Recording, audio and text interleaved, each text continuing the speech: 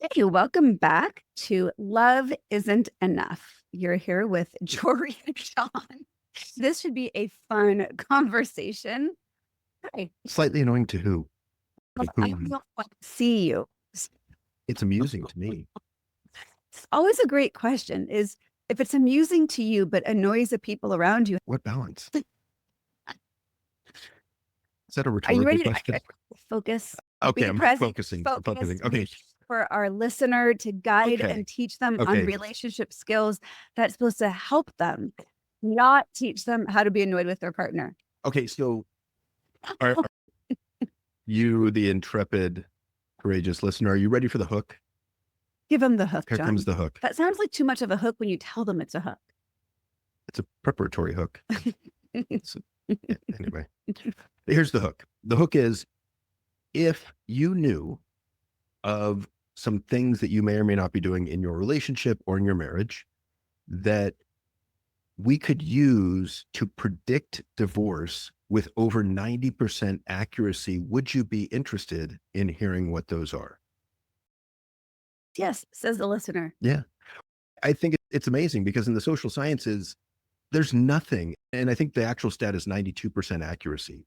Within 5 minutes of watching a video of you arguing about something, John Gottman can predict with 92% accuracy whether you will be divorced in 5 years. And nothing in the social sciences approaches that kind of accuracy. It's pretty amazing. And I just have to say, shout out to the Gottmans. I remember being in graduate school and even actually undergrad and learning about the Gottmans' work and being so absolutely. Oh, you might need those to read. See, I just grabbed his glasses out of his hand so he doesn't play with them and make sounds, but he might actually need them to read his notes. Annoying is in the eyes of the beholder. The back end work going on around here. As I was saying, the Gottmans, they've been scientifically studying relationships, which for 50 years. For 50 years, which almost seems an oxymoron. Like, how do you scientifically study what may not feel measurable, such as relationship patterns? Yeah. And they've gone about it in a very unique way. They had a house that they used to host couples in, and they would hook them up and look at physiological responses in terms of blood pressure and skin conductance and heart rate and cortisol.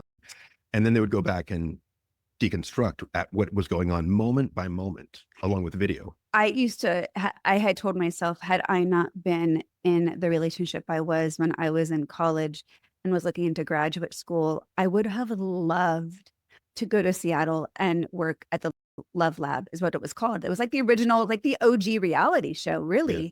And they would record couples 24 hours a day for a couple of days at a time. And this is what they were able to track as one of their best ongoing, consistent stats and predictors of what, not just the predictor of divorce, but I want to look at it from the other lens of, let's not do these things and be a predictor of happiness and connection. I think that's one of the brilliant things about them. And to me, John and Julie Gottman are the preeminent researchers on relationships in the world, period, bar none. And I think one of the things that's beautiful about them is, I would say they spent, 30 years looking at what makes us break up and divorce. And then they spent the last 10, 15, 20 years looking at what makes a healthy relationship. And I think we need both sides of the coin because both are critically important. But to move on to the topic of the day, we're going to do a two-part series on the Four Horsemen of the Apocalypse, as the Gottmans have named them. And these four are criticism, contempt, defensiveness, and stonewalling. And these are the four things that they have determined, as you said, in their research, that when these four things are present, it is a predictor of divorce with that high level of accuracy. Yeah. So the invitation here, as you're listening, is, as always, because some of the times the things that we talk about might induce some shame or self-judgment, or your inner critic might get louder, be like, shit. Yeah, for God's sake, don't get defensive. About us talking about defensiveness. But this is part of the work, is how can we engage in new patterns while managing our physiology? Yeah. Because what I was starting to allude to is even talking about this stuff is going to increase some sort of physiological response if you notice these are patterns you and your partner engage in. Yeah. And that physiological response might look like a pit in your stomach, heart rate increase, tension or tightness in your shoulders, constriction of your throat, tightness in the chest. These are indicators of a stress response. And we're also not very good at spotting them. Right. For many of us, there's this huge disconnect between what we believe is going on in our mind and what's going on in our body. And in fact, the Gottmans use a pulse oximeter. And in fact, a lot of Gottman therapy will have a pulse oximeter on the fingertips of both partners so that they can measure what the pulse is doing. And if the pulse goes over 100 beats per minute, they'll stop what's going on and say, we got to take a 20-minute time out. Each of you go to your corner and read a magazine and don't think about what we were just talking about. And I'd like to stay on this topic for a second, because we've talked about this before, and I don't recall if it was specifically, oh no, we did. Our last episode was about sex, because I also know we talk about this in our masterclass series. But this idea of just how disconnected we are from our own physiology. When we talk about it in regards to sex, there's this very easy, familiar pattern, not easy, but familiar pattern women get into in regards of being disconnected from their body and their arousal state. And I think we are easily disconnected from our body in our emotional state. That tightness, that tension, we're not translating that into saying, I need a pause. And it's not I just need women. a break. Well, that's I mean, what I'd say it's men also, because we learn at a young age how to suppress pain, but also how to suppress emotion. I was And so we drawing the disconnect comparison ourselves from the body. women and sex was the bridge, but we all cut off from that. And one of the best ways to learn these tools we're about to teach is to notice the barriers to being able to access them. Yeah. And those barriers are going to show up in our physiology. And it's easy to start there first, because you can name that with observation. Oh, I'm noticing my heart increasing. I'm noticing my shoulders just got a little bit tense. I'm noticing a pit in my stomach. And the idea here is to slow down our reactivity to that and either A, assume, oh shit, what's the problem here? But really just to notice that as an indicator of something in me is activated. What can I do to deactivate it? Because if I'm activated, I'm not able to access my tools and resources. And I think this also speaks to the importance of practicing tools like deep breathing, mindfulness, meditation, when things are good, when things are calm, so that we can have a better chance of returning to that relaxed state when things are tense. We got to build the pathway outside of the emergency. And if you and your partner are having an argument, I'm going to say that in your body, that feels like an emergency. Yeah. You're in the middle of fight, flight, freeze when you're getting triggered and you're arguing. And the further you argue, the more disconnected from your own body and likely from what you're saying and from your partner you're going to end up being. Yeah. So let's go over the 4 real quickly, just briefly, and then we'll focus on 2 in this episode. Sounds great. Do you want to start with criticism? Sure. Gosh, there's so much to say about criticism. When couples begin to name their partner's behaviors or ways of engaging or communicating through a lens of criticism, it is never, ever going to lead to connection. Yeah. And criticism looks like attacking the whole person versus speaking to their behavior, which might be annoying in the minute. In other words, your partner doesn't do the dirty dishes like he said he was going to. And she comes home, she's like, oh my God, you are so lazy. You never do the dishes. That sentence of "you are so lazy" is a criticism. It's describing him as a complete whole. It's a character Maybe attack. an asshole. I don't know. But it's a whole. It's a character a whole attack. with a W, not without. We got it, John. Okay. Context clues. Yeah. It's a character attack. Yeah. It's not the opposite of criticism would be to name exactly what, oh, I see the dishes weren't done. I'm disappointed. That wasn't followed through on.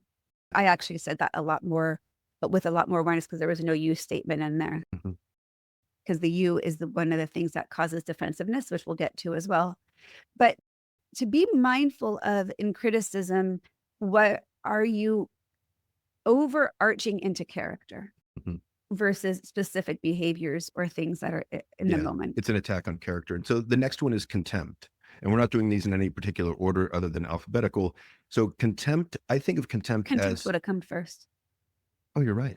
Then forget the alphabetical order. We're not doing this. We're just doing this willy-nilly. So contempt, I think of as anger with judgment. And it often looks like sarcasm, eye rolling, disdain.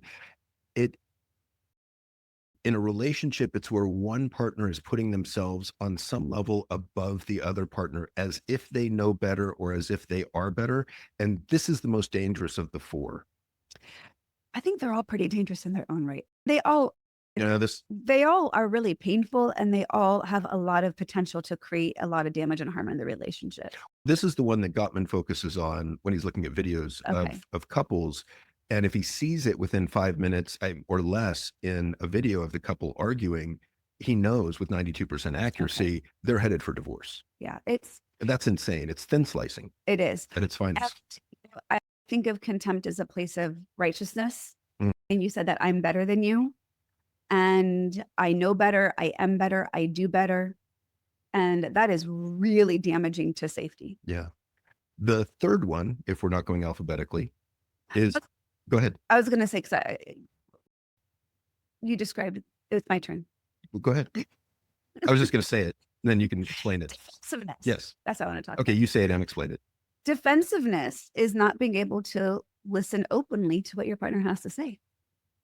And so therefore the opposite of defensiveness would be open-hearted, open-minded, open listening.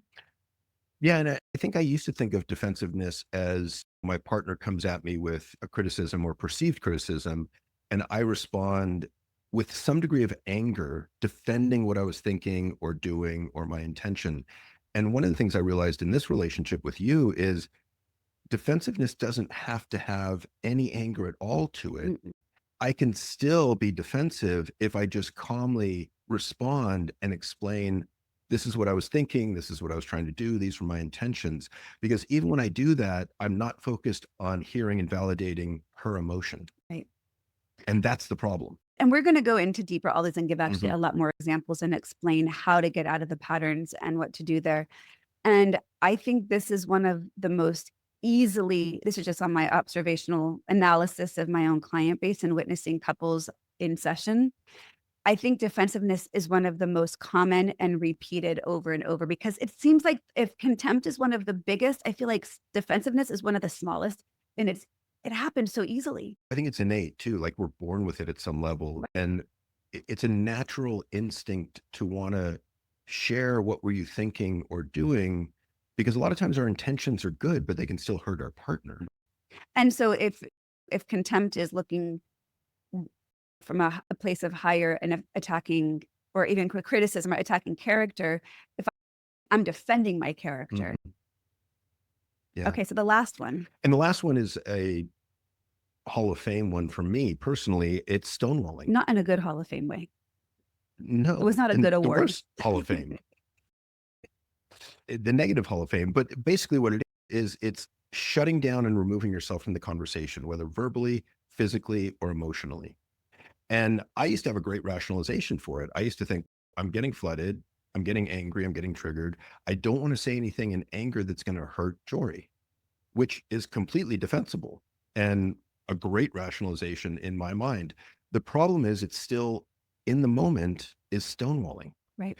And I knew stonewalling was really problematic. And as soon as I had that realization, like, oh crap, I'm stonewalling. That was my motivation to start to change it. What's interesting is I was in a tough spot there, because even if I were to name as gently as I could, hey, love, this is stonewalling here. I don't think I ever said it to you that clearly, but it could have been easy for you to respond as having it as a criticism. Yeah.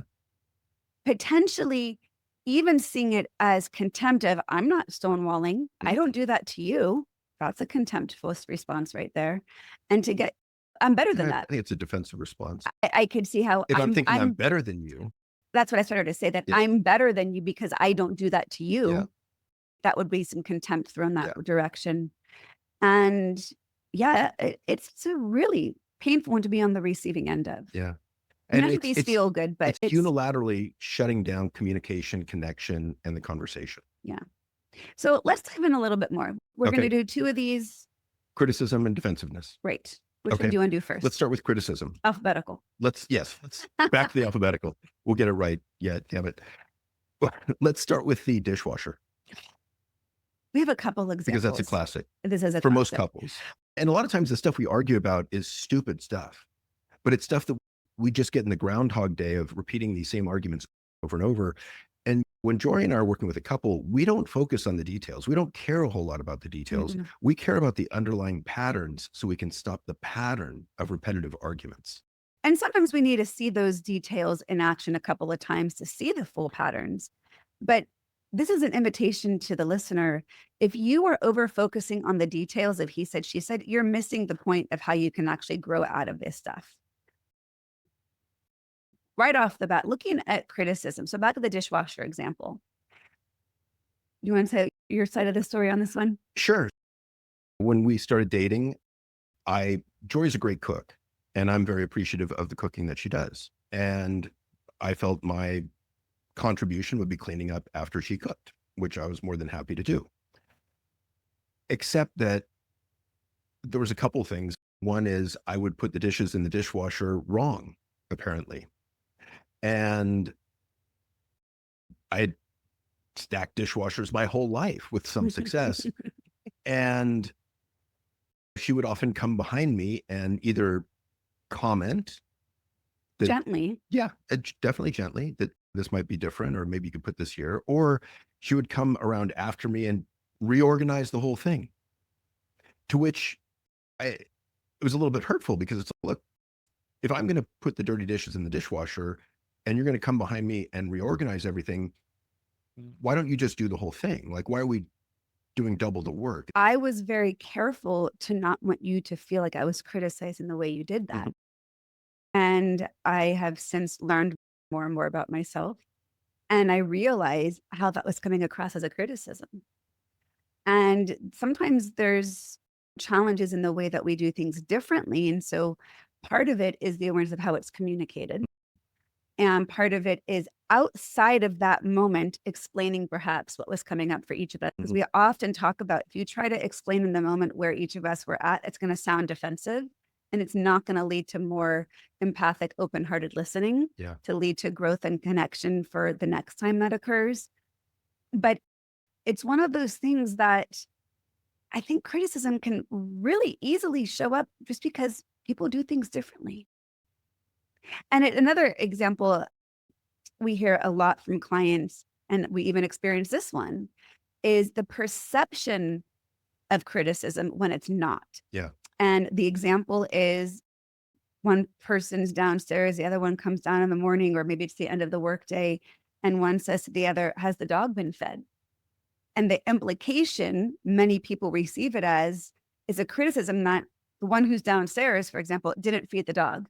And it's a judgment and a criticism. That's how it gets perceived, even if that's not the intent. And I would argue, though, that has the dog been fed isn't a criticism in and of itself. You're saying it's a perceived criticism. So this is where criticism gets really tricky, because even when the question, has the dog been fed, or anything along the lines of wanting to know the status of something, for many people, what they hear is, did you feed the dog? Or you're a lousy dog owner. And when John used to ask me, did the dog get fed? My response was like, of course the dog got fed. What do you think? I'm not taking care of my dog? And I thought it was a criticism. And I've heard this from clients too. And it's really hard because there's something in where criticisms show up that get lost in translation sometimes. Because that question, has a dog been fed, is a neutral question. Yeah. And it wasn't intended as a criticism. It was to make sure the dog got fed. With in a household of 3 or 4 people around, I just wanted to make sure the dog got his meal because he can't speak. Oh, he can speak. I haven't been fed. He won't show us. He did tell me you're an asshole, though, recently, talking to me. Oh, that you were the asshole. Yeah. I'm sure. Yeah. So that was surprising. You weren't giving him enough of your peanut butter toast in the morning. I'm glad you say he was telling you were an asshole and that he wasn't telling you I was the asshole. Yeah. I was confused on that. I'm like, I thought that's a criticism right there. I should really clarify that really quick. So part of the work around criticism is to check your own interpretation, because you could say something very clearly to me, but if it's a sensitive spot for me, or if I have a narrative attached to not being good enough or not being enough or not doing enough, I might interpret some of these neutral questions as a criticism. Yeah, and I think that one of the great ways to deal with this is to have conversations about these sore spots after they arise, maybe a day or two or three later, and have an honest and curious and non-judgmental conversation about what's actually going on here. And why did you get triggered? What happened here that set you off? What was your interpretation? What did you think I was saying? Because we want to iron these disconnects out, because it's over nothing. And I think even the two examples we just gave of me redoing the dishwasher, that was not a verbal criticism, and it was interpreted more of a criticism. And I think we should give some examples of some Real really criticisms on the other side.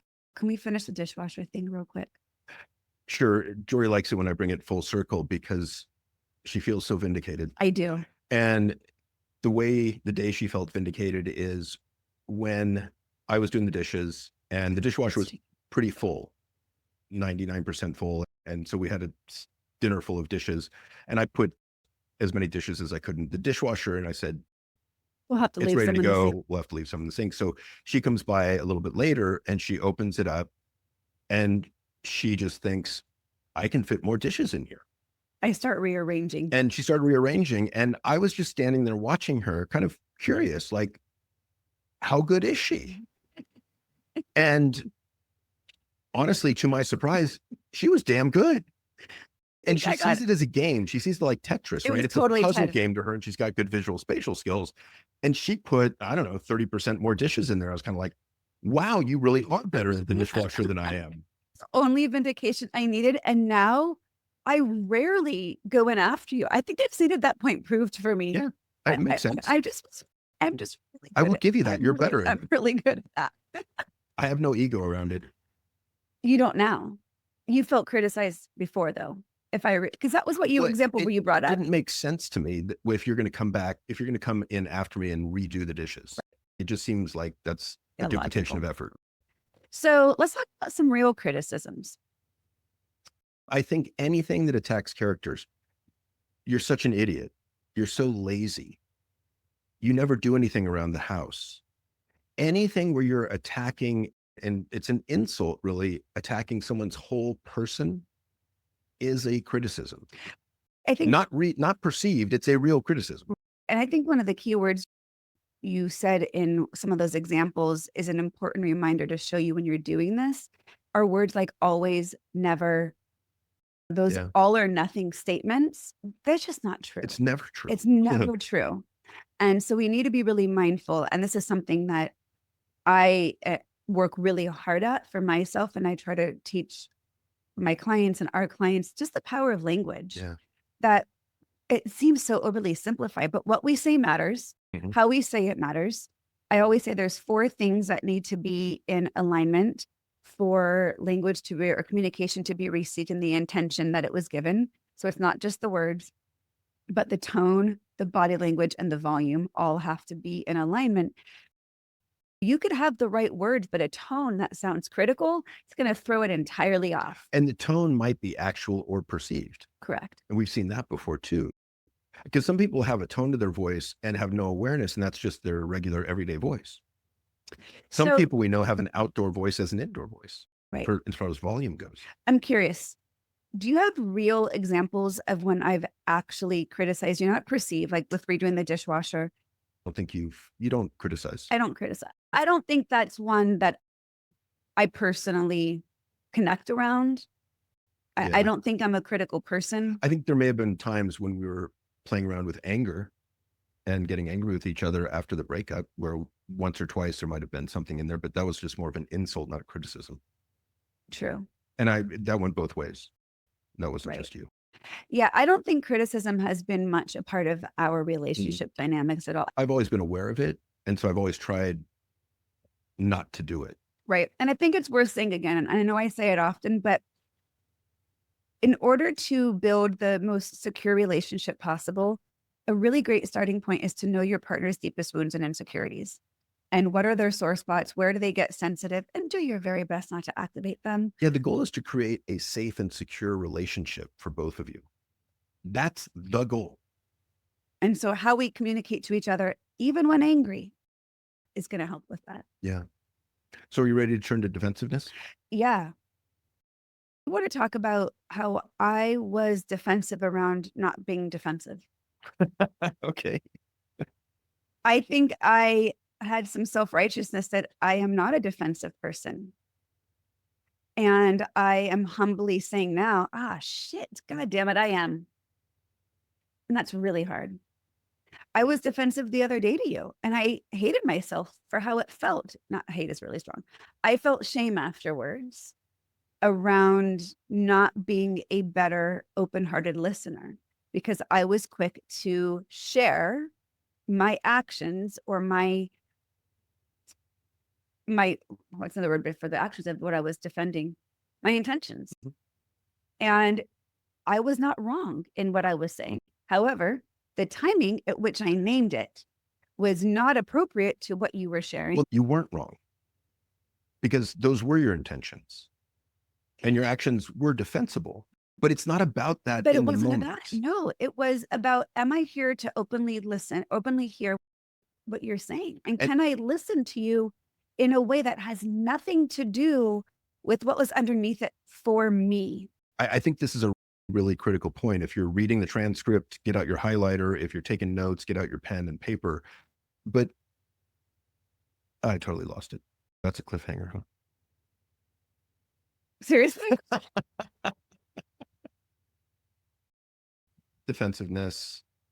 I wasn't wrong in my intentions. Yeah. Oh, so it's about hearing your partner's emotion beneath their words and validating how they feel. That's the first step always. I have not seen a situation where that's not a good first step. Mhm. Hey, honey, I see where you're really upset about that. Wow, I can see where that really hurt.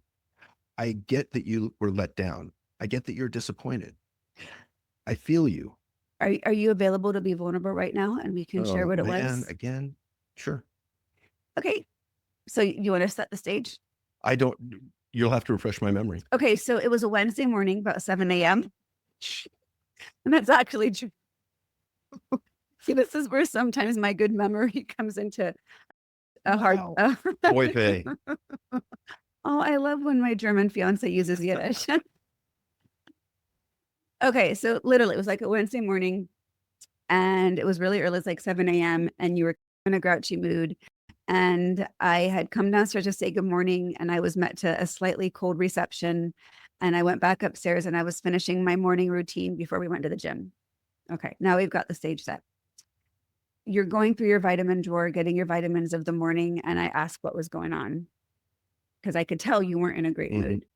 And that's always an interesting question for me because I used to always really want to know what was going on. And I've gotten better at not being so needy to be nosy because it's not nosy, but I used to feel like I had to know, mostly because underneath that, I was afraid it was about me. And so I used to pry a lot more about what you were feeling, thinking, or where you were at emotionally because I did not feel secure in our attachment back then. And I had fears that it was about me. So I used to inquire more. Mhm. And you shared you were grumpy. Mhm. So do you want to share what you shared with I me? don't remember. Oh, so I'm remembering as you're sharing. okay. John moved in here into my house about 5 months ago. And the room that is his office was previously like a TV room, playroom for the kids. And there's a big couch in there and there's still furniture in there that we need to remove. And his desk is a small little tiny desk my daughter used during COVID. So there's not much space for his stuff. And I think because of his eye issues he moved in September, lost his vision end of November. So we were going on 4 months. And been blind for 4 months since in one eye. We've been going on 4 months of being halted in progressing, making our home given to the eye issues. But something about there was mounting frustration, maybe some resentment around not having your space in the office Yeah. And as you needed. I think And I woke up that morning thinking that I was frustrated because I feel like the progress in my office has been halted, not through your fault or mine, but through circumstance. I think that I felt like I was a little bit less than because I had no space in the house to call my own. Again, not your fault, Mhm. just because of circumstance. And I was a little bit grieving or sad over having just given up all my stuff, pretty much, or a lot of my stuff in order to move in. Mhm. And partly that was just fueled by the fact that I woke up in a bad mood. Right. I hadn't slept great and I was just a little bit grouchy and my mind ran away with me.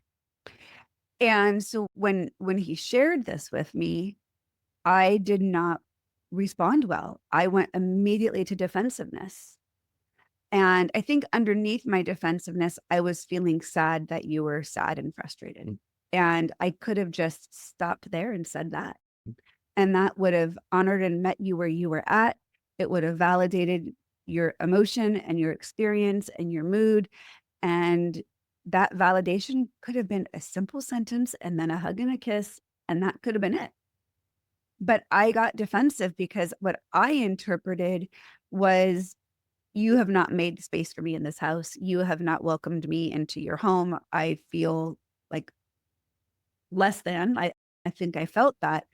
So I immediately went into, but look at all that I've done and look Mm. at all that I do, Which is true also. which is also true. And that wasn't at all what he was saying. He didn't come to me and say, "Hey, Jor, I'm upset that you haven't done enough to make me feel welcome in your home." He was saying, "I don't have an office to call my own because we haven't been able to move things out yet." And it was just a feeling. And a lot of times there's nothing you can do about those feelings other than to hear them and validate them. But because of me being defensive about it, we now were disconnected for a few hours. And it didn't last long. We went to the gym and we drove home. And then I think by the time we got back from the gym, we talked through it and it was better. But what made it better was really my realization of, oh, wow, shit, I really did not handle that well. And I'm really sorry. I think I felt so sad that in my mind, I could have done more to give you that space. And I interpret it as I wasn't doing enough. But that's an old narrative Yeah. for me. If Well, I'm not enough. and it was really easy to forgive you too for that. Like it wasn't a big deal at all because you have done so much Right. and you have been so giving. Just in that moment, I was struggling a little bit. And that wasn't really about you. And so to be less defensive is to lead with validation. Mm. Wow, love, yeah. If I was in that situation, that'd be really hard for me. And I got to say, for those listening, like this is a skill that I did not know for, I don't know, 55 years of my life. I've only really started practicing it and getting better at it over the past 2.5 years. Yeah. And it's a game changer. In fact, I think it's one of the most powerful skills we can learn if you want a healthy, thriving relationship Yeah. is Safe. non-defensive listening. It's one of the ways we heal each other. It's one of the ways that we can hear each other's emotions and not get triggered by them and make our partner feel safe and secure, that's the goal. And I can say what was going on for me in that moment is I started getting flooded and I was uncomfortable and I was operating from an old narrative of I'm not enough. If only I were more, you wouldn't be feeling this way. And that's my work. And so the best way to practice non-defensive listening is you got to practice it outside of those moments and learn how to self-soothe. Because had I just paused and taken a few deep breaths, I could have come back to validating your emotions a lot faster Mhm. without any of my role in that moment. We can always come back later if there's more to be said. And that's why I think going back and revisiting these disconnections a day, 2, 3 days later is so critical because then you can go through, okay, gee, I was defensive. I apologize for being defensive in my response. Let me see if I can come up with a non-defensive response and practice that with you now so that next time I've got a better shot at practicing non-defensive listening. And I think that's the way that we begin to learn and practice and assimilate these new Right. skills because no one was ever taught this stuff. No. It's foreign to all of us. It's a new way of communicating, and it's incredibly important. And being defensive is a self-protective mechanism, but it's not protecting the relationship. Right? I'm defending against my own actions. I'm protecting myself here. Yeah. But I was not in a space to protect you in that moment. And I have to say, love, you've gotten so good at non-defensive listening that part of my shame in that moment was, God damn it, he's better at this than I am. Well, that makes one thing. We've both grown immensely over the years. And that's me complimenting you that Thank you. you've gotten very good. And we'll talk about it in the next episode, which is one of the things that I am so proud of John is he would go from defensive pretty quick to stonewalling. Yeah. And you Which makes conversation really hard. and you don't do either of those anymore. And if you do, it's on a much, much smaller scale and doesn't lead to the same disconnection. And look, no one's going to be perfect here. Right. And look, that Wednesday morning at 7 a.m. was partly mood dependent. Had you gotten a really good night's sleep, that annoyance might have been smaller on that 10-point scale, but the mood or lack of sleep contributed to the annoyance, which moved it up that scale. Yeah. And I would also say that's not a typical response for you. And I think it hit something really core in me. I think I've worked so hard at trying to make what was my house ours. And I've tried so hard to be giving and let go of any sort of just, this house was the only thing that was ever mine. And it was a big deal for us to live together. And that was me giving up what was mine and making it ours. And that took me a few years to be able to be ready to do. Well, you've been amazing in that process. Thank you. Which is why I felt so, I took your comment as hurt that I wasn't doing what I had intended. And that's the thing. I could do it perfectly intended and your feelings could still be hurt. Both are true. And one has nothing to do with the other because we still need your office to be all yours. Yeah. And so realize also to the listener, a lot of this is about our perception of what our partner is saying and the story that comes up in our head as a result of what we think they're saying. And they're not always saying what we think they're saying. So, one of the ways to interrupt criticism or defensiveness could be through curiosity. Hey, love, I saw you just redid the dishwasher. I took that as I didn't do good enough. Is that what you really meant there? And ask a question. Yeah. Interrupt it. Defense to not be defensive. If John said to me, hey, I'm not feeling like I have my space, I could have said, hey, is that something that I have not done that I could have done differently that I could change from now going forward? Or is that really just about needing the office fix? I could clarify because my perception took it to much bigger. And so let me ask you this. Why should people practice this and get beyond these two horsemen that we're talking about? What's the payoff? Safety and security in the relationship, secure attachment, freedom to express yourself more easily.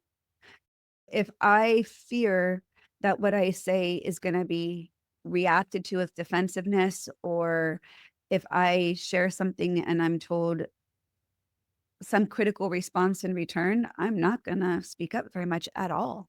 Yeah. And I would add that it's partly about creating an environment where more positive emotions can come to light more frequently, more easily, more intensely, where the depth of connection is beyond what you've ever seen or experienced in your life. And there's a place for things like relaxation and laughter and silliness and teasing that doesn't hurt. There's a place for things like awe and wonder and curiosity and love and joy and passion. And to me, that's partly what I want to convey to the listener is that's where we're trying to get, and why we're trying to get there is to create a relationship that's most likely unlike anything you've ever dreamt of. It's possible. And we've done the work over the years to get there. And while we were always in love, our relationship did not have all those qualities. Those are things that we've consciously worked to heal and consciously worked to create. And because of that safety and security, we can tease each other that might alleviate some of the emotions that would have led to criticism or defensiveness. And because we're so safe, we can say things in a playful way that don't get interpreted as criticism, because when we're in a connected and safe place, and there's safety and security in expressing ourselves without defensiveness or interpretation of criticism, I can say, now my tone will matter here, but I can say, you're being a real butthead today. Yeah. And he could be like, yep, I really am. Yep, you're right. Sorry. Yeah. I like being a butthead. And I Sometimes. can alleviate some of my frustration by naming some slight annoyance. But if it's playful and it's received as playful, it can also get the message across. Yeah. You can't make a statement like that with any sort of anger, just for those of you trying this out. If you don't have the foundation of security and playfulness, because playfulness necessitates security. Yeah. And I think that part of the goal is to get to the space where you've got more positive emotion in the relationship than negative emotion, which means that your partner and yourself are interpreting one another's actions with grace and forgiveness and kindness and positivity, as opposed to what we see all too often, which is looking at the partner's actions through a very negative, somewhat, or very negative lens. Mhm. And so when you look for the worst, you will find it, because it is there, whether real or imagined. And the lens through which you view your partner becomes one of the critical pieces if you want to build a happy, thriving relationship. Yeah. So stay tuned for our next episode. We are going to cover the next two of Contempt and Stonewalling as the four horsemen of the apocalypse. And I just want to finish off by saying one thing. You just mentioned that we need to turn up the volume on those positive emotions, and bringing it back to the Gottmans. They used to have a ratio of what we were working towards. 5 to 1, 5 5 to times 1. as much positive emotions, compliments, kind words, as negative comments, put downs, or criticisms. And in their most recent book, which came out last year, called Fight, they actually changed that ratio 20 to 1. So think about your own interactions with your partner. Play a little game in your own head. Go throughout the day and just see if you can categorize your interactions and which bucket they would fall into, positive or negative. 20 to 1 is crazy. And we've done other podcast episodes. And I don't know if we've done it on Love Isn't Enough. I know we've done them for sure on our joint shared episodes, but we'll do more about how to build a culture of gratitude, and appreciation. But really easy to actually build up more of those positive when you're aware of it. But they say the ratio is 20 to 1 normally, and 5 to 1 positive to negative during conflict. I'm still trying to wrap my head around that one, because that feels really hard. And look for the patterns that you see in your partner. The invitation here is to be curious. Be curious within yourself. Be curious within the patterns. Here's another key. When you see the patterns, name it as a negative pattern versus over personalizing it, because now we are going to look at our own self critically, at our partner with more criticism. If you can name it as a negative pattern, Give us an example of that. So when you get stuck into a cycle of negativity, and maybe you're stuck in defensiveness or criticism, and you're going down the path of what feels like a familiar pathway of how you communicate, that's a negative pattern, right? That's what you said in the beginning, the details versus the pattern. The pattern is where we get stuck. The details are going to be about the dog being fed, the dishwasher, the bills, the kids, whatever. If you can name it of, wow, look at that, we're stuck in that negative pattern again. Even just naming that can help interrupt being in the negative pattern. Yeah, I think Julie Manano refers to it as a negative cycle. Right. Yeah. And that's from the book Secure Love, which is phenomenal if you haven't heard of that one yet. But naming it outside of each other as this like third entity of, oh, there's that pattern, helps you to bring some more, ideally, curiosity to it, compassion for yourself of, oh man, we're in it again. I think it's also a reminder that we're in it together. It's us against the pattern, not me against you. And that's the negative feedback loop we get stuck in, is we're not on the same team here. And if I'm going to say what you did wrong and I'm going to defend my actions, you're going to tell me what I did wrong and you defend your actions. Now we're on opposite sides. Yeah. It's ideally us against this pattern. As it should be. Thank you guys for tuning in. It's always fun to get uncomfortable and be vulnerable about our own shit. So hope you enjoyed our storytelling. where we still get stuck, because yes, if this episode, we'd love for you to a rating, a review, to share it. If it's inciting you to want to learn more, but you don't know how, check out the link in our show notes for our masterclass series. You can sign up for the whole year and get a bonus coaching session with us, or you can sign up for each individual class on its own and pick a topic that is of most interest to you. But these tools is not simply knowing better is doing better. You got to understand where we're getting stuck on a deeper level, because there's layers of stories attached Mm. and old wounds that are being activated. That is really helpful when you're guided to more curiosity, more compassion, more awareness. And that's what we're here to do.